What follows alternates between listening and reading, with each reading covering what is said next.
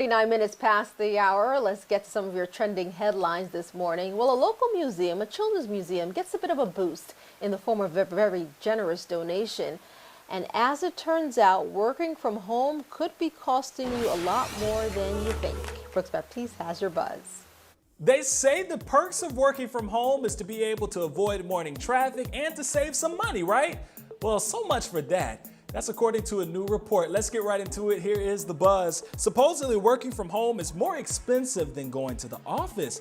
The new report discovers even when you subtract savings on gas, maybe childcare and lattes, workers stuck at home, some are spending about $100 extra per month. That money is mainly going toward groceries and increased power and water bills. Wow. And as some students prepare to return to college in the fall, the app OpenTable is now teaming up with some of the schools to get them prepared for dining on campus again. The reservation service is offering its technology to universities for free. Students will now be able to make on-campus reservations through the OpenTable app and see descriptions of menus or safety measures. This is all to help amid the pandemic. Students can also be notified by text message when a table is available.